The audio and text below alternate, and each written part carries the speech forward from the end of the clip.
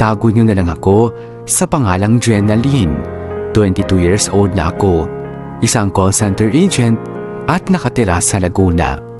May kalakihan ang pamilya ko. 6 kasi kaming magkakapatid at pang-5 ako. Ang panganay naming si Kuya Raymond ay isang seaman, kaya hindi masyadong nakakasama sa bahay.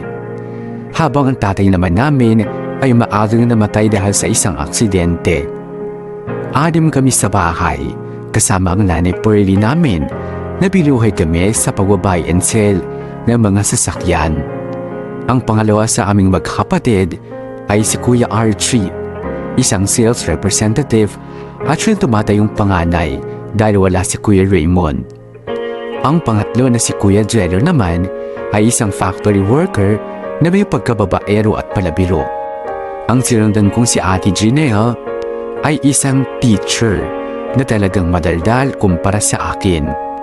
At ang bunsong si Joseph na sobrang makulit at kalog ay kasalukuyan pa nag-aaral ng BS Accounting Technology. Hayaan yung simulan ko ang kwento ko noong 2013, kung saan nag-aaral pa kaming lahat maliban kay Kuya Raymond na nagsimula ng sumampa sa barko.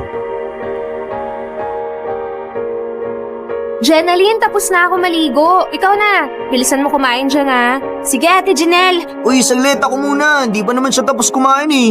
Uy, Jello, unahan mo pa si Jenaline sa mainit na tubig eh. Bilisan mo nga, Jenaline. Bahala ka, tinirhan na nga kita ng tubig na mainit eh. Malilate na ako eh. Mas maaga yung pasok sa inyo ngayon. Sige na, Jenaline. Ako muna ah. Sige. Hoy kayo, ba't di nyo ako ginising? Tanghali na ako. Uy, Kuya Archie, ako muna maliligo dyan. Nagsabi na ako kay Jenaline. Oh, lumabas ka dyan. Late na ako, sumunod ka na lang sa akin. Daya! Uy, hindi pwede. Late na rin ako eh. Uy, nauna ako sa'yo. Ako muna, kuya. Ang usapan, inuuna magising. Sila una maliligo. Huwag ka mandaya dyan. Late na nga ako. Sandali lang naman ako maligo eh. Huwag ka na maingay dyan. Kuya! Uy, ang ingay niyong dalawa. Kaudma ka si Jenaline eh. Sinabihan na kita kaninang sumunod sa akin. Ang bagal mo pa rin kumilos. Ayan, naunahan ka na tuloy nung dalawa. Okay lang ate, sakto lang naman yung oras ko eh. Ay, naku, bahala. Hoy, kuya, bilisan mo! Jello, ano bang ginagawa mo? Balak mo bang sirain yung pinto? At ang bibig ninyong dalawa ng kuya mo, dinig na dinig sa kapitbahay. Nakakahiya. Lumabas lang ako sandali para magpabariya ng baon nyo. Ganito na yung aabutan ko dito. Kung talaga kayong mga bata kayo, Kasi si oo. Kuya Archie, hinunaan ako eh. Nako, ewan ko ba naman sa inyo? Sa araw-araw na lang ng ginawa ng Diyos, alam niyong marami kayong maliligo. Hindi niyo pa inagahan ang gising niyo. Tapos kapag nagkasabay-sabay kayong ganyan, mag-uunahan na kayo. At kayo naman, Jeneline at Joseph. Hanggang ngayon, hindi pa rin kayo tapos kumain. Sinikatan na kayo ng araw dyan ah. Kalma lang po, Nay. Baon ko po. Paano ka ba naman kasi kakalma sa mga kapatid mo? Mga tumatandang paurong. Simpleng disiplina sa sarili, hindi pa magawa. Kailangan pang masigawan bago mga magsikilos. O, Jinel, itong baon mo. Ayos. Thank you, Nay. Alis na po ako, ha? Oo, mauna na ako sa inyong lahat. Good luck sa pagka-late. O, Bunso, Joseph, may practice ka ba ngayon sa pagtakbo mo? Meron po, Nay. O, sige, itong baon mo. Ayos! Salamat po, Nay. Nay, pengi na rin po. At teka lang, Jello. O, Jenaline, itong sayo. Nay, paano po yung hinihingi kong pambayad sa project? Ay, pagkasyahin mo na nga yan muna. Diyos ko ka. Kaya lang po. Ba't ganun, Nay? Mas malaki yung baon ni Bunso kaysa kay Jenaline. Ganun talaga. Lo. Kasi may practice pa si Joseph mamaya. Itong si Jenaline naman, aral lang tapos uuwi na. Yun lang, malas mo. Sumali ka rin kasi sa extracurricular activities para may extra baon ka rin. Nako, nang aasar pa. Talaga naman no. Kumilis na nga lang kayo at tanghali na. Hindi pa nga tapos si Kuya Archie na eh. Napakatagal eh. Kaya na rin mo nakamba. O, eto, nang tumahimik ka na. Yun, ayos. Salamat po, Nay. The best ka talaga. Woo! Mwah! O, ako ewan ko sa'yo. Napakakulit mo talagang bata ka. Sa araw-araw na ginawa ng Diyos, ay madalas ng ganyan ang sitwasyon namin sa umaga. Patanghalian gumising, pero nag-uunahan sa banyo. Sigawan dito, sigawan doon, palakihan ng baon at kung ano-ano pa. Sa totoo lang, hirap akong sumabay sa mga kapatid ko dahil hinahayaan ko na lang kahit madalas akong mali. Sanay na rin naman akong tahimik lang at pinagbibigyan sila para wala lang away. Sanay na akong may kumpara sa kanilang lahat dahil sa aming magkakapatid, ako na yung halos walang kibo. Sanay na rin ako na ako ang laging may pinakamaliit na baon sa amin. Kung bakit, hindi ko rin naman alam at hinayaan ko na lang. Ang mahalaga ay may baon pa rin ako. Mabilis na lumipas ang panahon hanggang sa nakatapos na sina Kuya Archie at Ate Janelle. Habang ako ay umabot lang sa second year college at nagtrabaho na sa isang call center company. Si Kuya Jero naman ay naliloko sa pag-aaral at hindi na nakapag-college kaya namasukan sa isang pabrika. At ang bunsong si Joseph ay tuloy pa rin sa pag-aaral. Yun nga lang, kasabay ng lahat ng ito ay ang pagkakasakit din ni nanay. Liver cancer. Pinilit naming igapang na magkakapatid na maipagamot si nanay kahit gaano ito kahirap, pero talagang unti-unti nang nangihina ang katawan niya. Kuya Archie, anong balita? Kumusta raw si nanay? Oo nga, anong sabi ng doktor? Nasa sa atin daw kung itutuloy pa natin yung chemotherapy ni nanay. Sa lagay daw kasi ng katawan niya, wala na rin kasiguraduhan yung chemotherapy. Ano raw po ba yung dapat natin gawin kung ganon? Nagkausap na kami kanina ni Kuya Raymond, tinawagan ko siya. Kung kami kasi yung tatanungin, tigilan na lang yung chemotherapy na yun. Kasi parang wala rin namang mangyayari. Gastos lang ng gastos. Pero parang hindi naman bumubuti yung lagay ni nanay. Saka, totoo lang, hindi na rin yata natin kakayanin yung gastos eh. Sa nakikita ko nga rin kay nanay, parang mas nahihirapan lang siya dun eh. Pero kapag tinigil natin yun, baka mas lalong mapasama si nanay. Madali naman gawa ng paraan yung pera eh. Oo nga, pero doktor na mismo yung nagsabi na maliit na rin talaga yung tsansa. Mahina na rin kasi yung katawan ni nanay. Paano? Hayaan na lang natin siyang mamatay? Sinabi ko bang ganun? Marunong ka bang umintindi? Kuya Archie, ang boses mo. Kasing kapatid mo eh. Kung makapagsalita, akala mo ang laki ng naitutulong. Tumutulong naman ako sa paraang kaya ko Pero tinatanggap nyo ba? Tulad nung sa herbal medicine at juicing na sinasabi ko sa inyo noon pa. Yung kapatid ng office mate ko, natulungan nun. Ang dami ko na ring mga testimonyang naririnig pero ayaw niyong subukan. Bakit? Paano kung yung gamot pa na yan yung mas magpahama kay nanay, ha? Gaano ka nakakasiguro dyan? Pero kwento lang naman yung pinangahawakan mo eh. Isa pa, tsurang yun ni nanay, sa tingin mo maiinom pa niya yung gamot na sinasabi mo? Sa tubig nga lang, hirap na hirap siyang lumunok eh. Ang sa akin lang, wala namang masamang sumubok. Ewan ko sa'yo. Janelle, nasan ba si Jello tsaka si Joseph? Umuwi sila para kumuha ng gamit eh. Bakit? Tawagan mo sila. Paalam mong ipahihinto na natin yung chemotherapy ni nanay. Sigurado na ba kayo? Sige na, tawagan mo na sila. Kakausapin ko na yung doktor ni nanay. Ate, sigurado na ba kayo? Sa totoo lang, hindi ko rin alam eh. Bahala na. Magtiwala na lang tayo sa desisyon ng mga mas matatanda sa atin. Ay, ito na ba yun? Ito lang ba yung magagawa natin para kay nanay? Ewan ko rin. Sa nakikita ko, mukhang hirap na rin kasi talaga siya eh. Pero paano pala kung lumalaban naman siya? Hindi lang na... Janelle! Jenaline! Bilisan niyo ang nanay! Diyos ko po! Nanay! Nanay! Diyos ko po, si nanay! Bilisan niyo! Nay! Diyos ko, Jenaline, saan ka ba nang galing?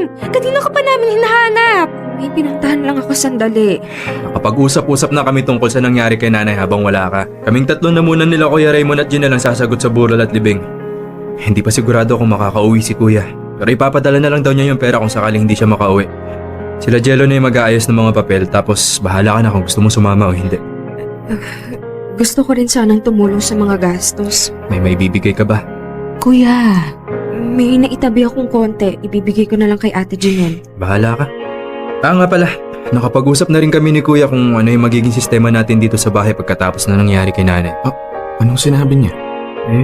Siya na raw yung bahala sa pag-aaral ni Joseph hanggang makatapos. Tapos, tayo naman yung maghahati-hati sa mga gastusin dito sa bahay. Mula rin ngayon, ako na yung hawak sa ipapadala niyang pera. Okay. Sige na. Kumilos na kayo, marami pa tayong dapat asikasuhin. Wala na. Wala na si nanay. Sa totoo lang ay may parte sa akin na parang gusto kong sisihin ang mga kapatid ko sa nangyari. Na sana kung noong una pa lang ay naipagamot agad siya ay hindi sana umabot sa ganito. Naging hindi dahil pa kasi sila nung una. Halata nang may sakit si nanay pero dead man lang sila at iniisip na simpleng sakit lang yun, nagagaling din agad hanggat sa lumala lang nga ito. Ang masakit pa, silang matatanda lang ang nagkakaintindihan. Kami ng mga bata, lalo na ako, parang walang say sa mga nangyayari. Hindi ko pa maintindihan, Laging mainit ang ulo ni Kuya Archie sa akin. Hinahayaan ko na lang dahil mula pagkabata naman ganun na siya sa akin. Sa kabila ng mga nangyayari, tinanggap na namin ang pagkaulila sa mga magulang at tinuloy ang buhay na kami lang magkakapatid.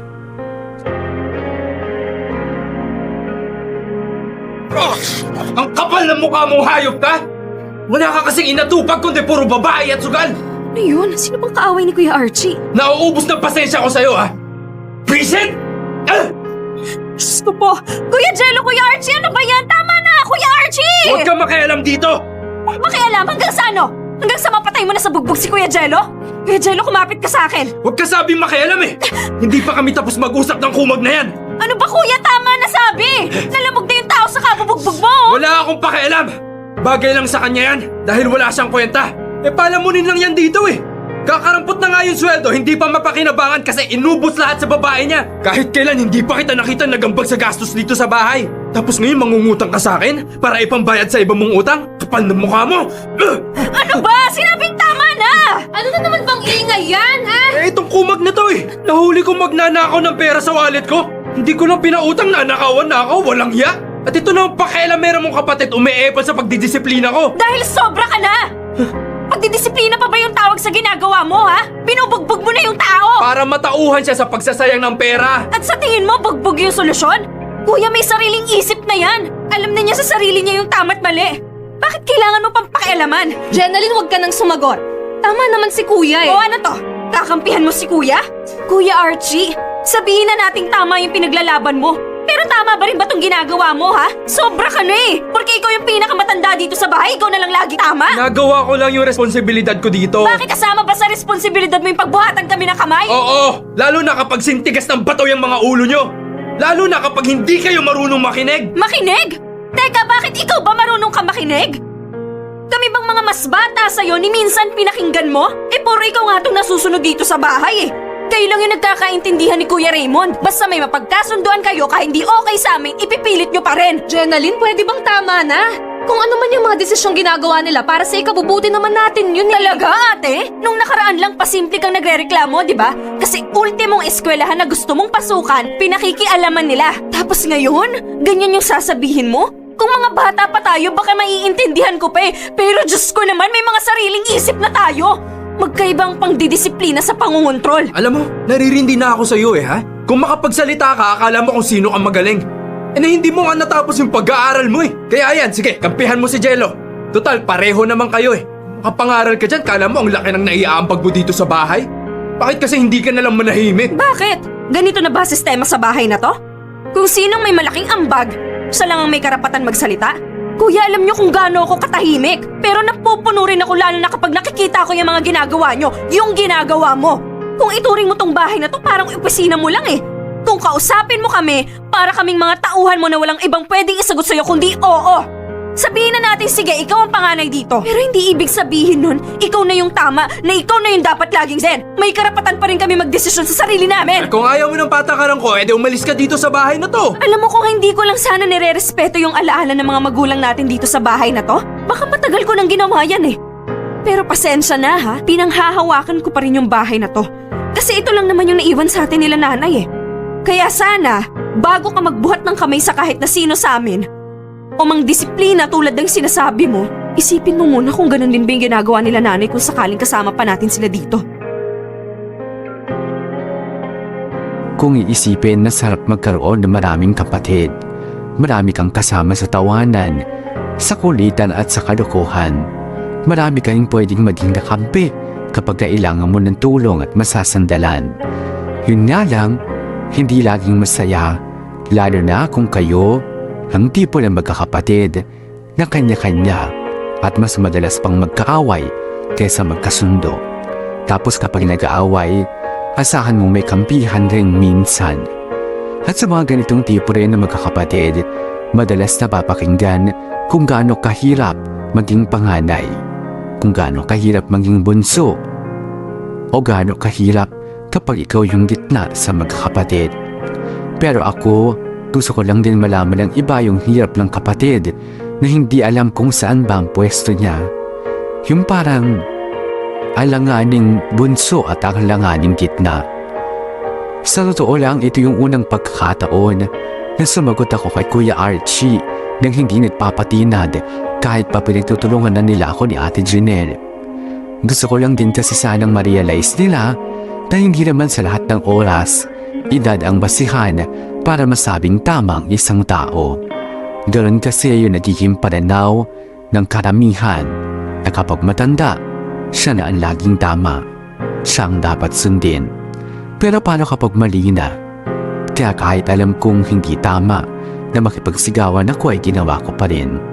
Bahala na kung saan kami dadalhin ng away na ito.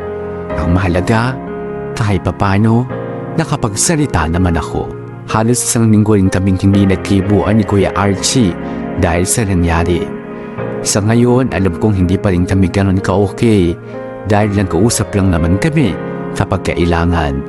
Pero sa kabila nun, Siyempre, tuloy pa rin naman ang buhay naming magkakapatid na parang walang nangyari. Jello! Kuya Jello!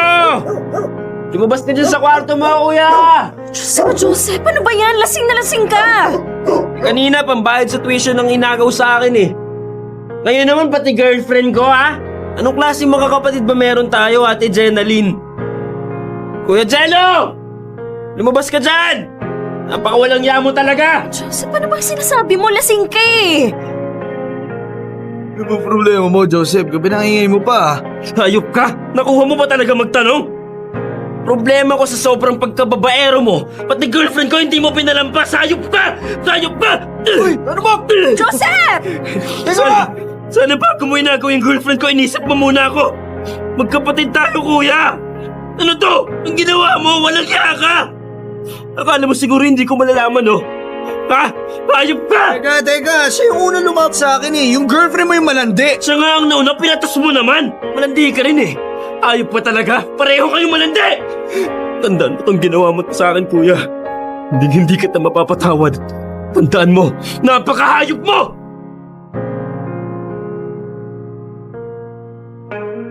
Nakakalungkot isipin pero ganito na yata talaga kami magkakapatid. Puro away, palit-palit ng kung sino. Yun nga lang, hindi tulad ng mga naunang away sa pagitan namin ay tumagal ang naging away nila Kuya Jello at Joseph dahil sa babae. Talagang nag-iiwasan na sila sa bahay. Walang usap at di rin nagsasabay kapag kakain. Pati kami apektado na rin pero wala naman kaming magawa dahil pareho silang nagmamatigas. Tukol naman sa pag-aaral ni Joseph, nag-working student siya kaya hindi siya nahinto. Tuloy din ang suporta ni Kuya Raymond sa kanya at paminsan-binsan din namin siyang inaabotan ni Ate Janelle kapag kinakapos siya.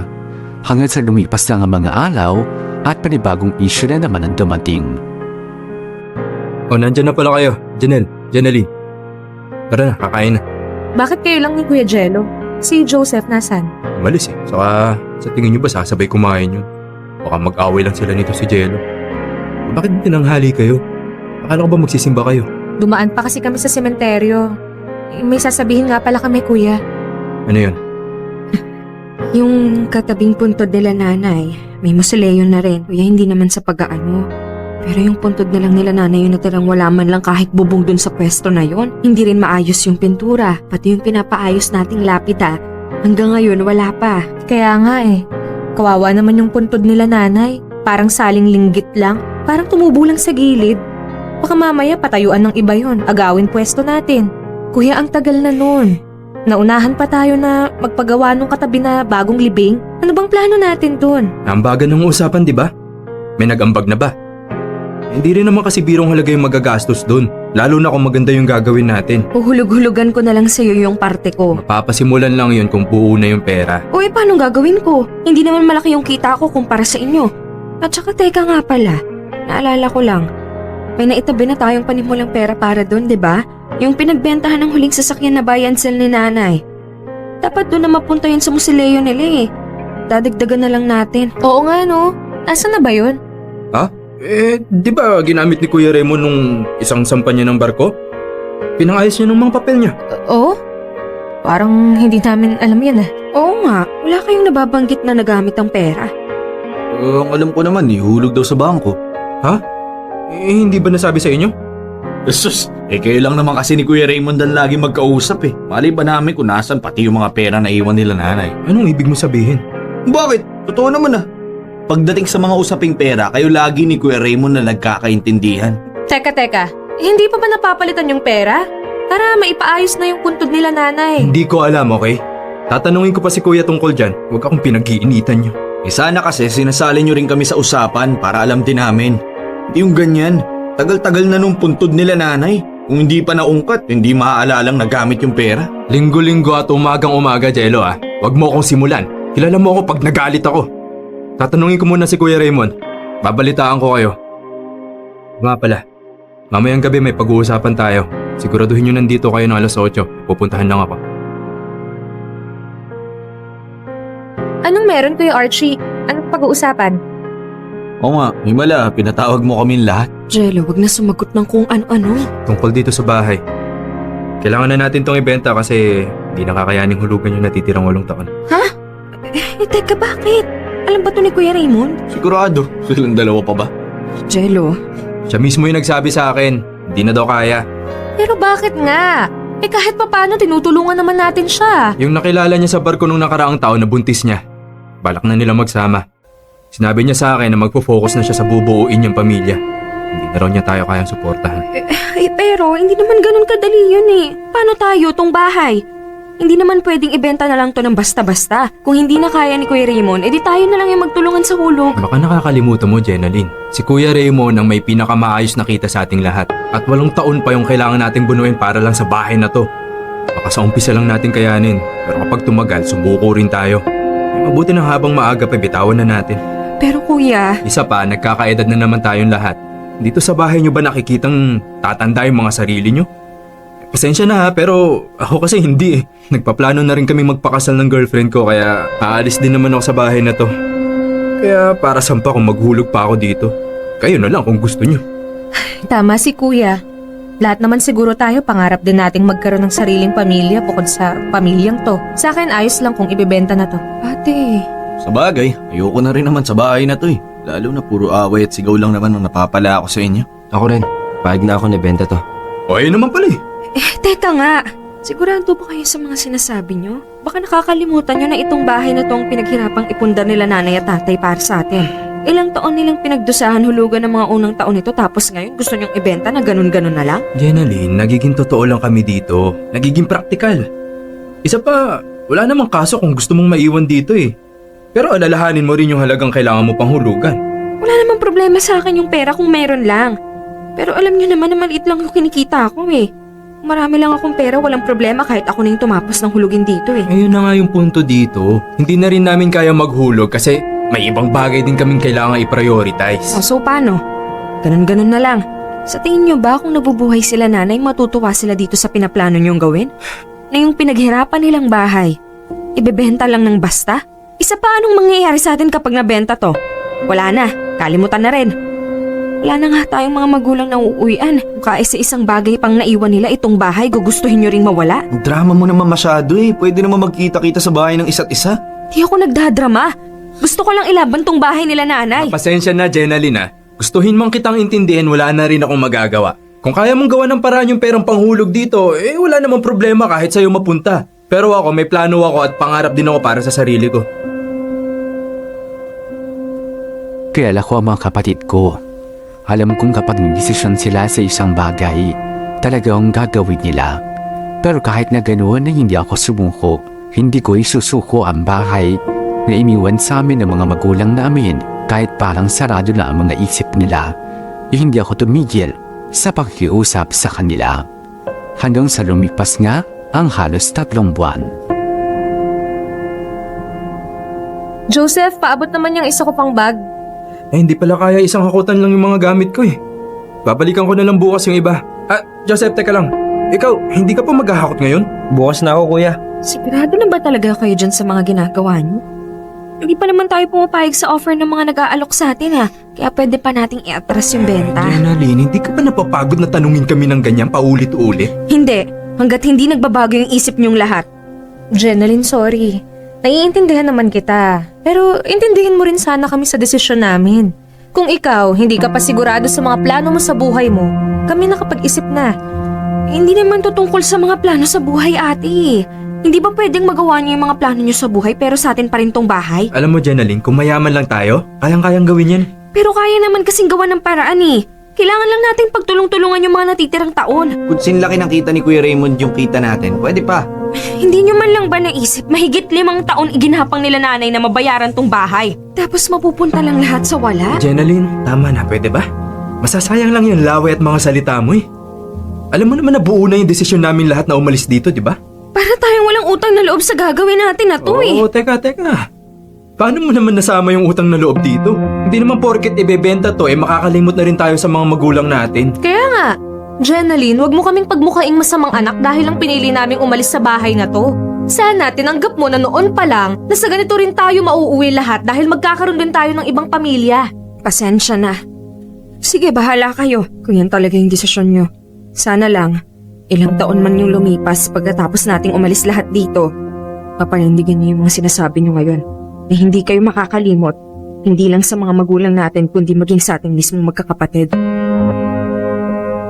Nay, Tay, sorry po ngayon lang ulit ako nakadalaw ah. Dinalan ko po kayo ng paborito niyong red roses, Nay. Ang dami na namang tuyong dahan dito sa punto niyo, oh. Ang gaganda ng mga bahay na makakatabi ng pintor. Samantalang kayo, hanggang ngayon hindi pa rin napapaayos. Sorry po ha. Nay, Tay. Sorry po. Sorry po, ang dami namin pagkukulang sa inyo. Tapos madadagdagan pa ngayon. Sinubukan ko naman po kasi silang lahat nakausapin eh. Pero wala na po talaga. Alam ko naman po kung gaano nyo kagusto yung bahay na yun eh. Kaya sobrang nalulungkot po kasi hindi man lang yun naisip ng mga kapatid ko. Sorry. Sorry po. Kung may pera lang po sana ako, hindi ko hahayaang ibenta nila yun eh. Ako kasi, doon ko na po gustong tumanda. Doon ko na po gustong bumuo ng sariling pamilya. Pero wala eh. Natatakot po ako, Nay, Tay. Na baka pagkatapos namin magkahiwa-hiwalan, hindi na kami magkikita-kita ulit. Bukod sa pagkawala ng bahay, yun din po talaga yung isang iniiwasan kong mangyari. Pero sana maging totoo sila sa mga sinabi nila na kahit yun ang mangyari, magkakapatid pa rin kami. Na kahit gaano katagal na panahon yun lumas, walang kalimutan. Sana po.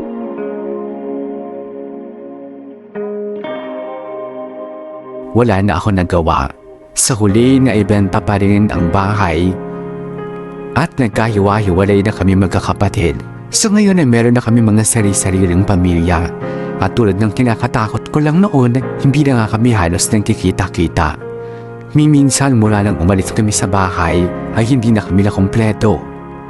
Sa Pasko at bagong taon na mga dumaan ay nagkakaroon ng reunion pero ni minsan hindi kami nabuo. Pero sa kabila ng lahat ng to, nag-iipon ako sa tulong ng aking asawa para mabili ang dati naming bahay. At umaasa ako na kapag nangyari yon, sana bumalik na rin yung pagiging isa at pagkasama-sama namin magkakapatid. Maraming salamat din sa saya at inspirasyon na naibibigay nyo sa mga listeners sa tulad ko.